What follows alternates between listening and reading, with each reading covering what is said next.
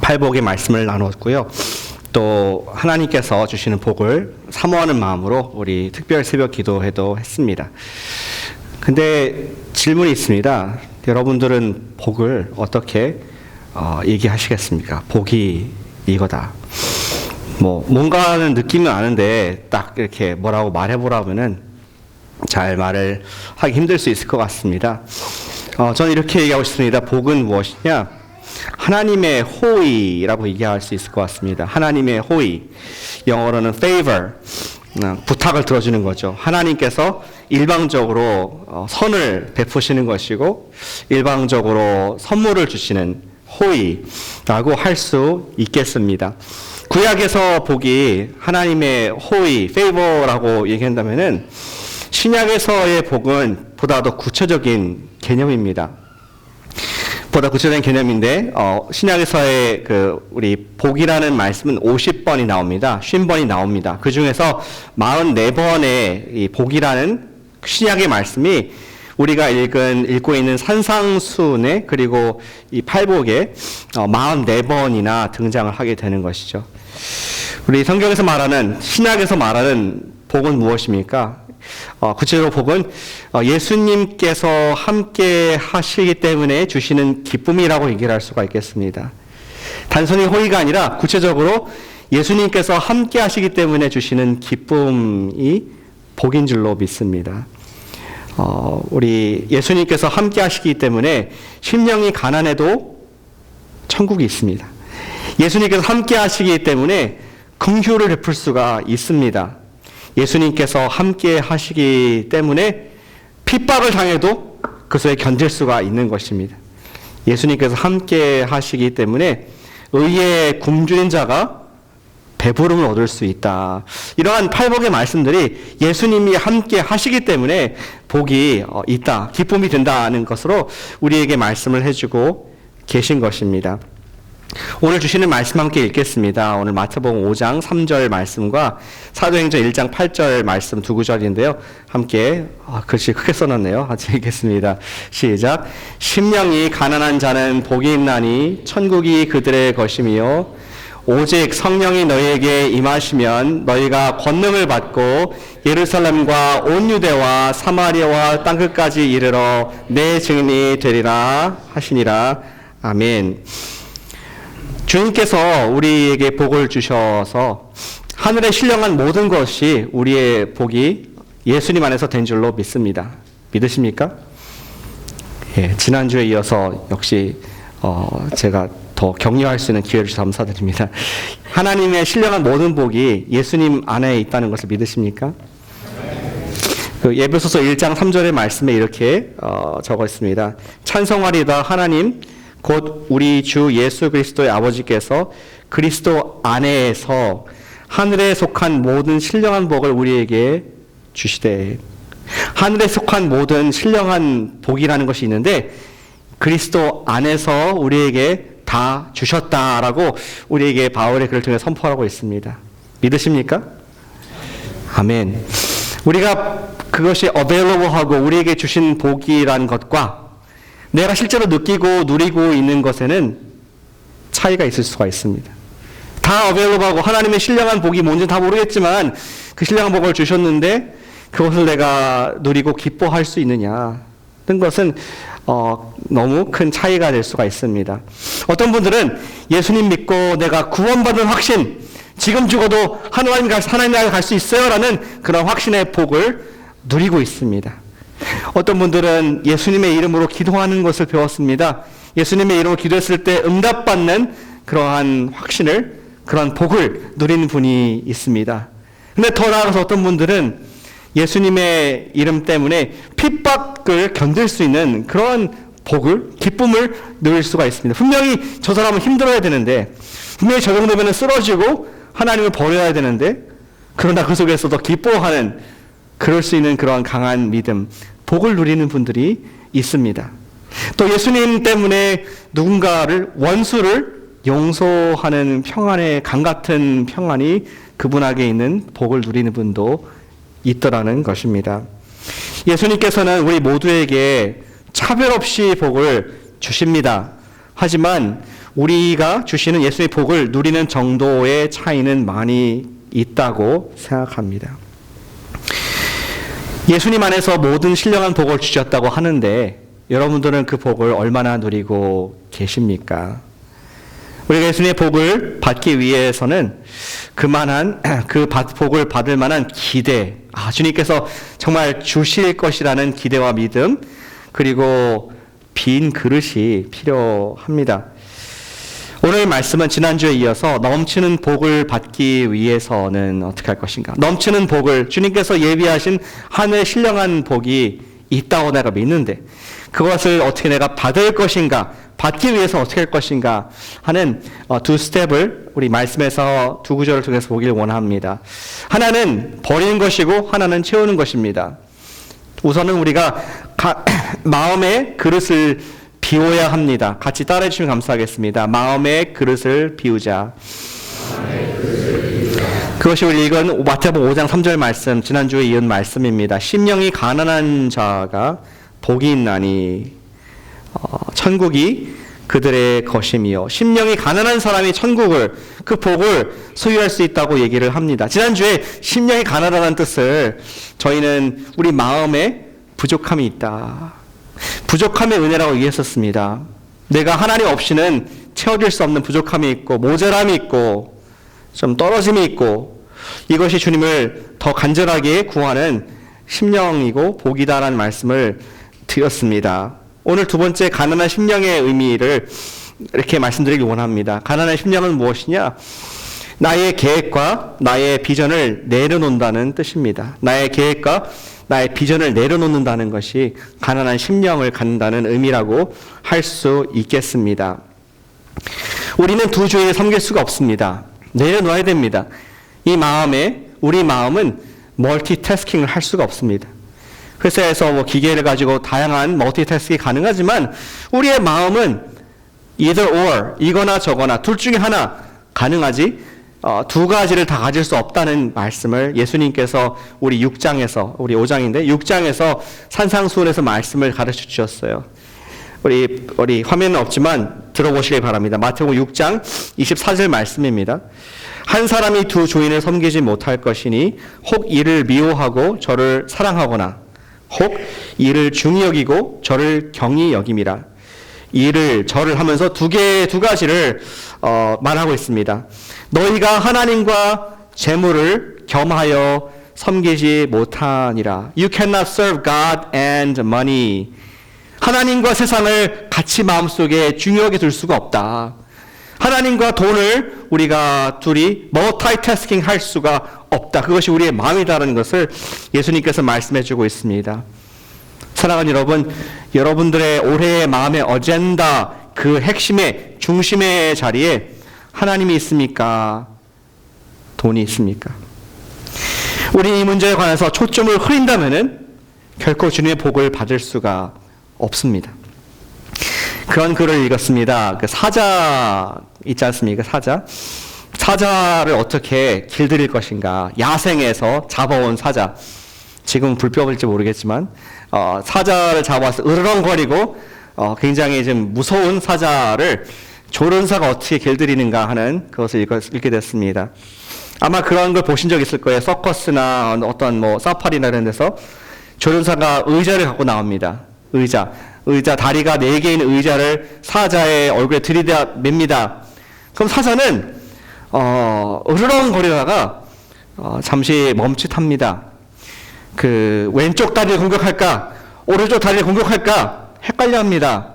이 고양이과 사자들은 한 가지 목표를 향해서 집중해서 공격하는 덥석 무는 그러한 습성이 있지 않습니까? 근데 여러 가지 목표가 있으니까 이것이 어느 걸 하다가 어느 걸 내가 추가할지 모르다가 계속 훈련시키면은 사자가 야성을 잃어버리고 온순해진다는 그런 이야기를 제가 읽게 되었습니다. 사탄은 저에게 똑같이 여러 가지 우리 갖고 싶은 것들을 많이 우리 얼굴에 들여밉니다. 아니 마음에 들여밉니다. 세상에 이것도 갖고 싶고 저것도 갖고 싶고 내 야망이 있고 내 소망이 있고 내 꿈이 있고 이런 여러 가지를 주어서 진정으로 우리가 추구해야 될 가장 영원한 것은 들어갈 틈이 없도록 우리 마음에 가득 찬 다른 것들로 말미암아 마음을 비우지 못하게 하는 사탄의 우리 전략을 알고 있습니다. 우리는 돈을 포함한 영원하지 않은 모든 것, 즉 나의 계획과 나의 어젠다를 모두 내려놓을 때, 다시 말해서 우리 마음을 비울 때 우리의 초점은 오직 예수님께서 주시는 그 복에 정조준 초점 맞춰줄 수 있을 줄로 믿습니다. 마음이 가난하다는 의미는 무엇입니까? 마음의 그릇이 빈 자, 나의 계획과 나의 꿈을 내려놓은 자가 예수님의 복을 받을 수 있는 준비가 된 자인 것을 말씀을 해주고 있습니다.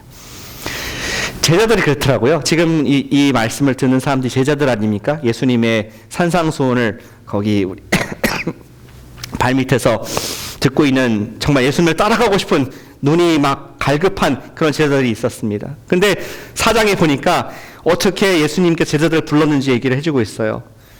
갈릴리 호숫가에서 그들이 낚시를 하는 사람들이었습니다. 우리 안드레와 그 다음에 베드로 형제가 그물질을 하고 고기를 잡고 있었는데 생업을 하고 있었습니다. 그때 예수님께서 말씀하시죠. 너는 나를 따라오너라. 내가 너를 사람을 낚는 어부가 되게 하리라. 그 순간에 주님께서 재치 있게 말씀하셨습니다. 물고기가 아니라 사람을 낚게 하겠다. 그리고 그들은 그 예수님이 누구신가 지금까지 보았던 결과로 따르게 됩니다. 조금 더 가서 예수님이 또 한 번 도전합니다. 또 다른 어부가 있었습니다. 세베대의 아들 요한과 야고보가 있었습니다. 그들에게도 말하길 나를 따라오너라. 내가 너를 사람을 낚는 어부가 되게 하리라. 그랬을 때 그들은 예수님의 제자가 되어서 예수님을 따라오게 됩니다. 그런데 그들이 예수님을 따라오기 위해서 그냥 아무 조건 없이 따라오는 것이 아니었습니다. 자세히 말씀을 보시면은 우리 제자들이 그때 안드레와 베드로가 자기의 그물을 버려두고 따라가더라고요. 또 심지어 그들의 그 비싼 배를 버려두고 갔습니다. 그리고 심지어 아버지를 버려두고 예수님을 따라갔습니다. 예수님을 따라갈 수 있는 사람, 예수님의 진정한 복을 원하는 사람은 우리의 계획, 나의 심지어 생업, 내가 중요하게 생각하는 가족까지도 내려놓을 때에 우리는 그분을 따라갈 수가 있고 그분의 복을 받게 된다는 것이죠. 우리는 중요한 것들을 내어놓지 않으면은 복을 받을 수가 없습니다. 빈 그릇이 아니면은 주님의 하늘 보화를 채워주실 수가 없습니다. 오늘 연초에 그런 말씀을 드리길 원합니다. 우선은 이렇게 말하면 어떨까요? 우리가 올해 초에 소망하는 기도 제목이 있는데 그 기도 제목을 버리지 않으면은 주님의 복을 받을 수 없다. 어떻게 생각하십니까? 그 기도 제목이 나쁜 것은 아닙니다. 나의 생계와 관계된 것이 있을 것입니다. 나의 자녀와 나의 가족에 관한 것일 수 있습니다. 그런 것들을 버려두고 빈 그릇을 주님께 드릴 때에 나의 것이 아닌 주님의 것으로 가득 채워질 것을 믿기에 우리는 다 드릴 수 있다는 것이죠. 제가 지난주에 어떤 청소년과 티네이저와 대화를 한 이야기를 허락받고 얘기를 드리겠습니다. 이 학생인데 누군지 밝힐 수 없고요. 이 학생이 좀 이렇게 스트레스를 많이 받았더라고요. 학교에서 스트레스를 많이 받고 또 마음에 이렇게 힘들다, 마음에 많이 아프다는 얘기를 했습니다. 그래서 뭐가 스트레스가 됐냐 물어보니까 자기가 이제 그룹 프로젝트를 하게 됐다는 것입니다. 이제 성적을 내는 혼자 하는 것이 아니라 다양하게 많은 한 두세 명 같이 그룹으로 같이 프로젝트를 하게 되었다는 것입니다. 근데 뭐 에이시안 학생들이 공부를 더 잘하잖아요. 열심히 자기는 해서 맡은 것을 잘했는데 같은 두 명의 남자 팀메이트들이 자기 역할을 안 한다는 것입니다. 이걸 해야라고 저거라고 지시를 하고 격려를 해도 공부를 숙제를 안 한다는 겁니다. 그래서 너무 자기는 frustrate 되고 스트레스를 받는다. 이 얘기를 하는 겁니다. 그래서 선생님한테 얘기를 했답니다. 선생님, 제가 맡은 것을 열심히 하고 정말 최선을 다했는데 우리 팀원들이 열심히 안 해서 우리 팀 점수 걱정이 돼요. 선생님이 말하기를 걱정하지 마. 내가 보니까 대충 알겠어. 내가 네 팀은 따로따로 점수를 줄게 하면서 안심을 시켰다고 합니다. 근데 제가 그랬습니다. 왜 마음이 아팠느냐? 근데 그 학생이 말하기를 다음 선생님이 이렇게 말씀을 하다는 것이었습니다. 사실은 그 두 학생들이 조금 힘들어하는 거 알기 때문에 공부를 잘하는 너와 붙여주면은 혹시 조금 영향을 받아가지고 그들도 조금 배울 수 있을까 하는 바람이 있었는데 한계가 있겠지. 그런 이야기를 냈다고 합니다.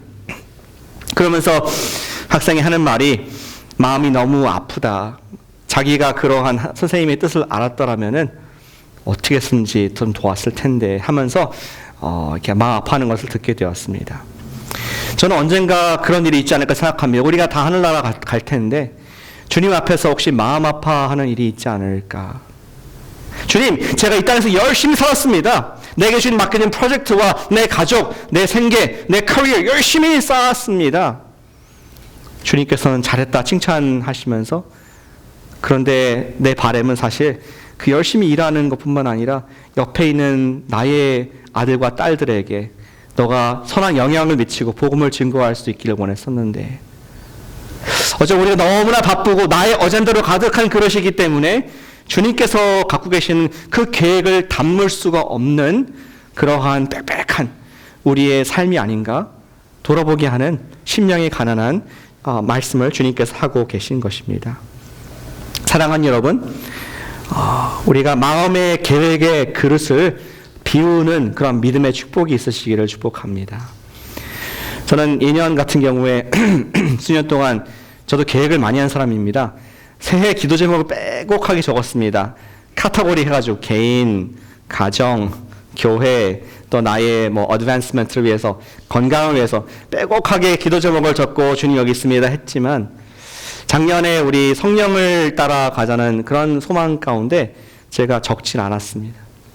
그리고 돌아보니까 하나님께서 그 모든 것들을 다 책임져 주셨던 것을, 내가 기도 제목 적지 않아도 주님을 따라가면은 다 책임져 주시는 것을 경험하게 되었습니다. 그리고 내가 예상하지 못했던 것까지도 하나님께서 주시는 놀라운 은혜를 경험을 하게 되었다는 것이죠. 나의 계획과 나의 어젠다를 맡겨드릴 때, 그리고 간절히 주님의 어젠다로 채워주시옵소서, 주님의 뜻으로 내 삶을, 내 잔을 가득 채워주시옵소서.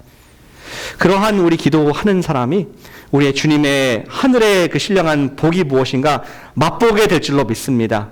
마치 엘리사가 엘리야의 영감을 얻기 위해서 다 제쳐놓고 그만 따라갔듯이, 그를 따라갔듯이 우리가 주님의 복을 받기를 원합니다 하는 마음으로 나의 귀한 것들을, 소중한 것들을 내려놓는다면은 하나님께서 그때 일하기 시작하시는 것을 믿으시길 바랍니다. 우리의 계획을 내려놓는다는 것이 쉽지가 않죠. 불안합니다. 사실은. 일단 내가 의지하는 것들을 내려놓으면 우리는 근데 더욱 역설적으로 간절히 주님을 찾게 됩니다. 그것이 심령이 가난하다는 뜻입니다.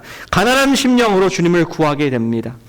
오늘 새해의 시간에 마음의 계획에 우리 그릇들을 버리는 결단을 하시면 어떻겠습니까?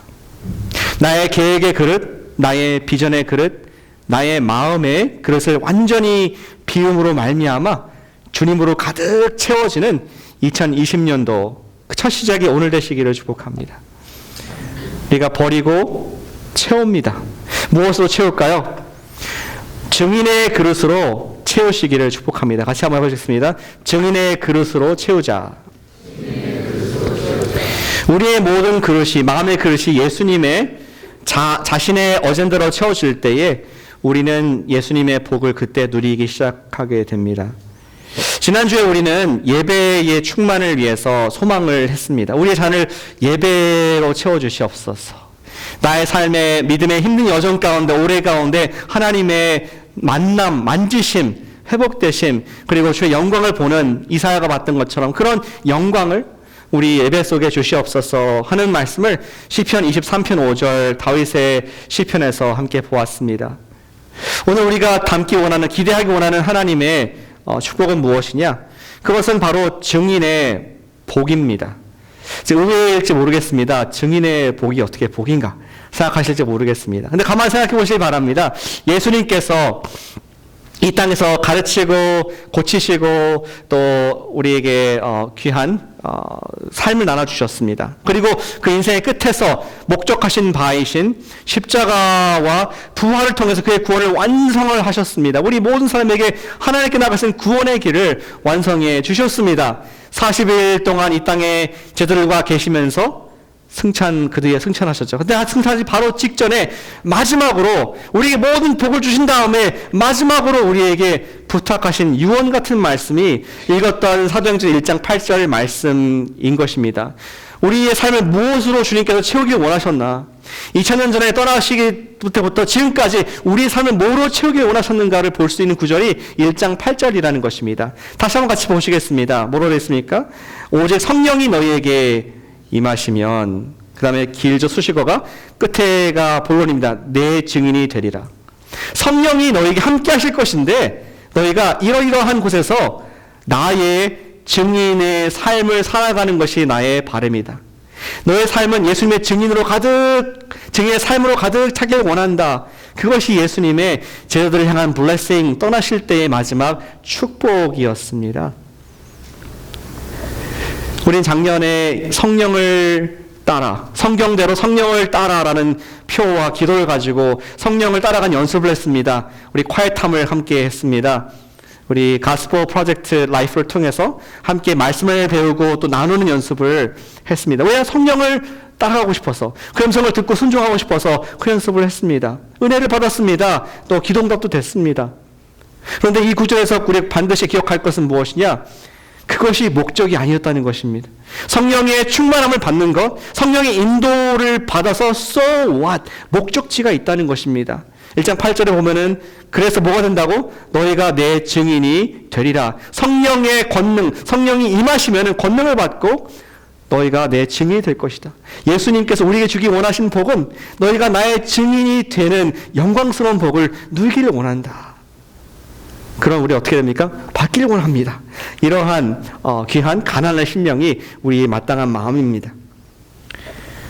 다시 말해서 성령 충만하다는 것은 증인 충만하다는 것입니다. 증인이라는 것이 무엇일까요? 증인, 쉬운 단어죠 사실. 근데 저는 이렇게 정의하고 싶습니다. 증인이란 무엇이냐? 다른 사람의 유익을 위해서 내가 경험한 바를 얘기하는 사람입니다. 다시, 다른 사람의 어떤 베네핏, 유익을 위해서 내가 경험한, 1차적으로 경험한 사실을 증언을 하는 사람이 증인입니다. 우리가 예수님의 증인 된다는 것은 우리가 누군가를 위해서 하나님의 축복의 통로, 진실을 말하는 통로가 된다는 것이죠. 참된 것을 말하는 증인은 다른 사람에게 복을 나누어주는 그런 파이프와 같은 채널이 될 수 있습니다. 여러분은 증인의 덕을 본 적 있습니까? 제 얘기를 좀 아시는 분도 계시겠지만 한번 말씀드리겠습니다. 수년 전에 제 아내가 교통사고가 났어요. 차가 이제 신호등에서 사거리에서 좌회전을 이렇게 하는 그런 상황이었습니다. 그래서 그린 에러를 보고 이제 좌회전을 했는데 반대쪽에서 오는 차가 꽝 하고 운전석에 이 범퍼를 들이받고 범퍼가 나갔습니다. 그래서 굉장히 위험한 상황이었는데 주의 은혜로 모든 사람들이 안전하고 다치진 않았습니다. 그래서 관계된 두 차들이 옆에 길에 세워놓고 이제 따져야 될 거 아닙니까? 어떻게 된 것인가? 이러한 시간을 가졌습니다. 아내는 자기가 경험한 것을 얘기를 했고 지금 녹색불이 켜져서 털났는데 그쪽에서 와서 나를 박았다. 근데 저쪽에서는 말하길 아니다. 당신이 빨간불에 지나갔고 내가 녹색불을 걷는데 당신이 레드라이트를 바이올레이션 해가지고 이런 사고가 났다. 너 탓이다. 이러한 해프닝이 벌어진 것입니다. 카메라가 없고 대시캠 이런 거 없고 또 어떻게 해야 되겠습니까? 근데 그 뒤에 바로 누군가 차를 댔다는 것입니다. 그 사람이 어떤 여자가 나와서 얘기하기를 내가 뒤에서 다 봤다. 바로 당신 뒤에 좌회전한 차 뒤에 섰는데 분명히 우리는 녹색 신호를 보고 건넜는데 당신이 빨간불을 건너서 사고를 낸 것이다. 이 얘기를 해준 겁니다. 그리고 필요하다면은 내가 증인이 되주겠다. 연락처를 적어주고 그 다음에는 이제 1년 동안 우리 보험회사들끼리 이렇게 싸웠는데 결정적으로 우리가 이겼어요. 이길 수 있었던 것이 그 증인의 증언 때문에 돼 있었습니다. 할렐루야. 증인이 얼마나 고마운지 모르겠습니다. 누군가 나를 위해서 증인해준다는 것이, 진실을 말해준다는 것이 이렇게 복음 같구나, 그런 생각을 갖게 되었습니다. 사랑하는 여러분, 사탄은 날마다 우리를 와서 꽝꽝 받습니다. 뭐로 받습니까? 우리에게 거짓말로 받습니다. 하나님의 사랑을 의심할 만한 일들로 계속 우리를 받아댑니다. 이래도 하나님께서 너를 사랑하시냐? 이런 일이 있음에도 하나님께서 살아계시냐?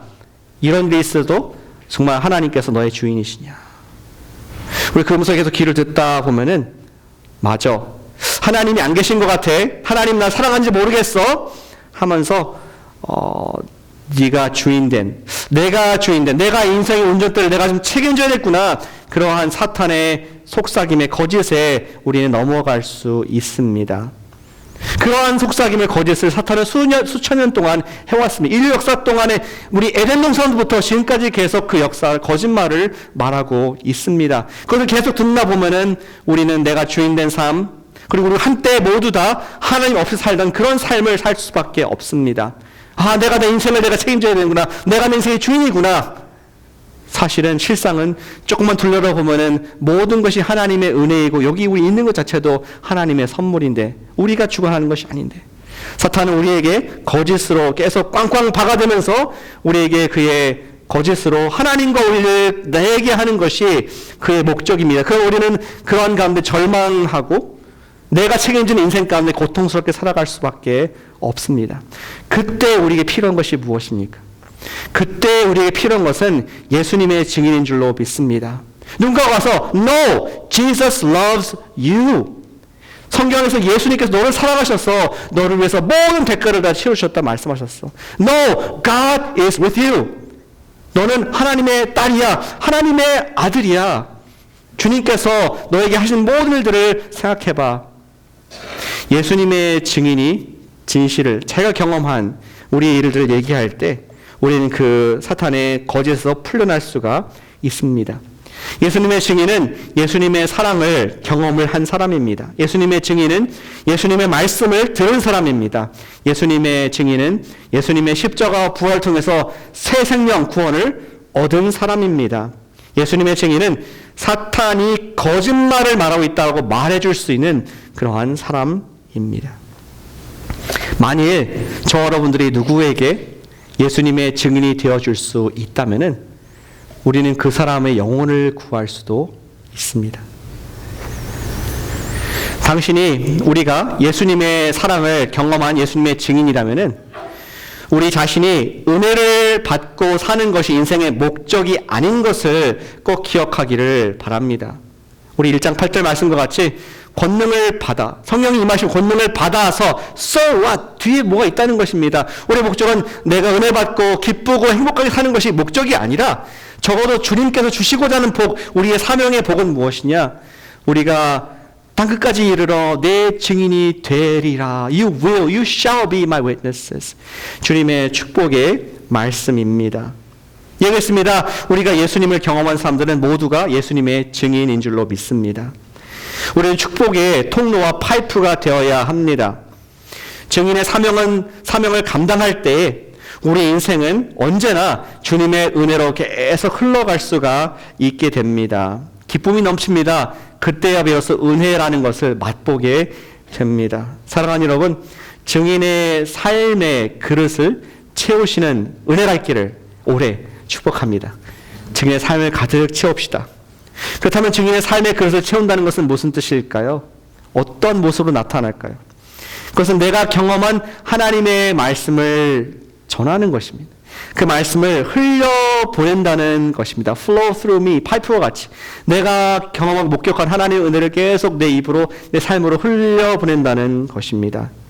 우리가 그러한 흘려보냄에 있을 때 주께서는 계속 부어주셔서 하나님께서 기쁘게 쓰시는 그릇이 된다는 것이죠. 저는 이러한 그 영역들을 우리 사도행 1장 8절 말씀처럼 예루살렘과 온 유대와 사마리아 땅까지라는 카테고리로 생각을 해보게 됐습니다. 어떻게 우리가 증인될 수 있을까? 예루살렘이 어디입니까?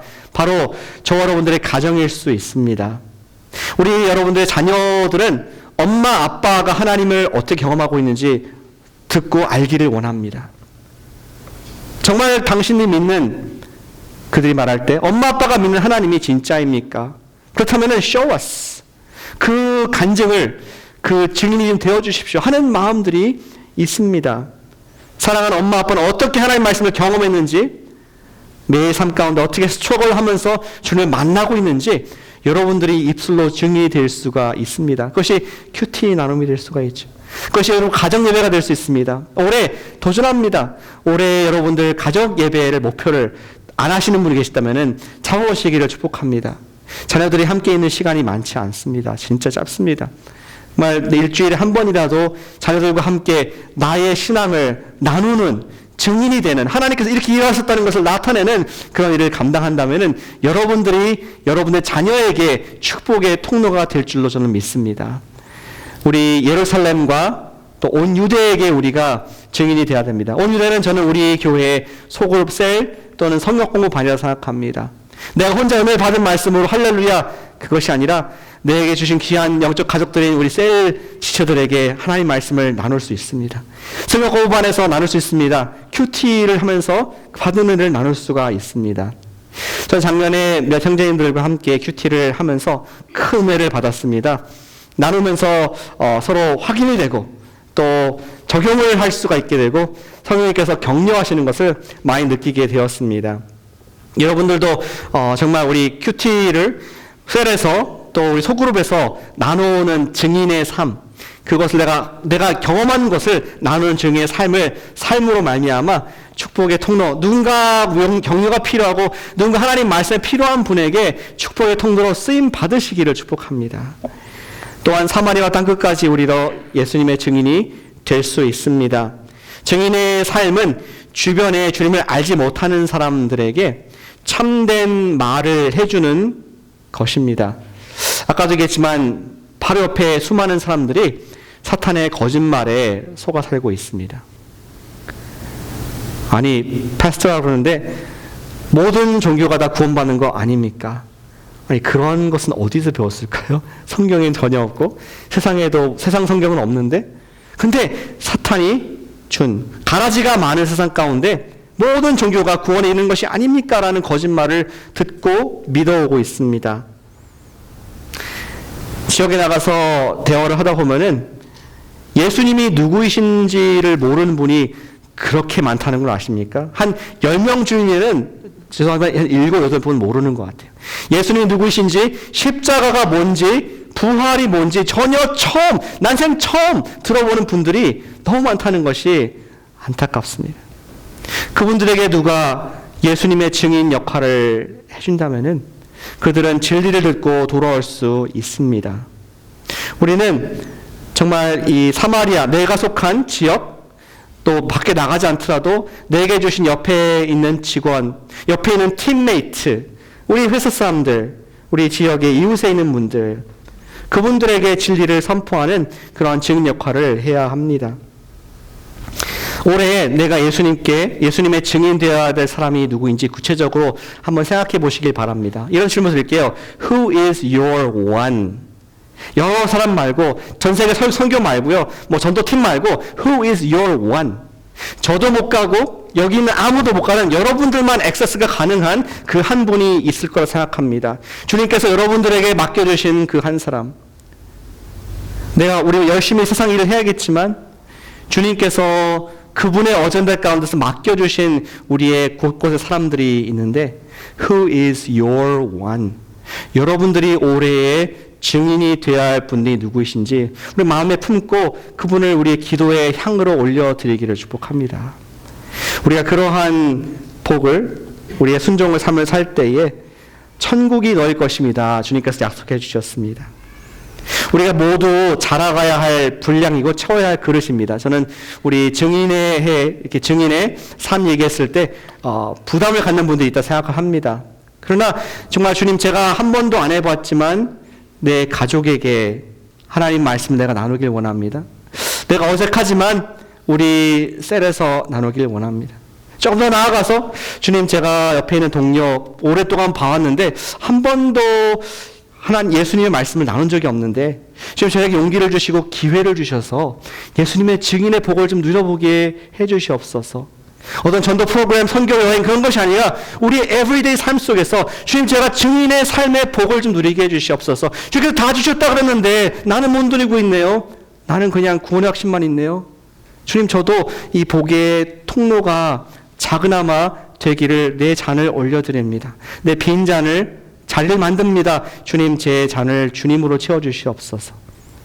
그러한 우리의 가난한 심령으로 올려드릴 때 올해 여태까지 인생에 한 번도 경험해보지 못한 하나님의 기쁨과 평안 그리고 능력을 경험하게 될 줄 저는 확실히 믿습니다. 우리 올해 주님께 그러한 계획으로 기도를 올려드리기 원합니다. 마음의 계획을, 그릇을 비웁시다. 나의 어젠다, 계획하는 많은 것들이 있지만 주님, 제가 주의 나라를 먼저 구할 때 모든 걸 도와주신다는 말씀을 믿고 주님만 믿고 제 그물을 버립니다. 제 배를 내려놓습니다. 저의 가족까지 내려놓습니다. 그러한 주님께 대한 가난한 심정, 주님, 그 자리를 주님의 증인 역할을 감당하는 그러한 제자의 복을 주시옵소서. 올해 하늘의 그 신령한 복이 무엇인가, 그 기쁨이 무엇인가, 평안과 능력이 무엇인가, 제가 경험하는 주인공 되게 해주시옵소서. 그러한 새해에 기도로 올려드리는 저와 여러분 되시기를 축복합니다. 기도하겠습니다.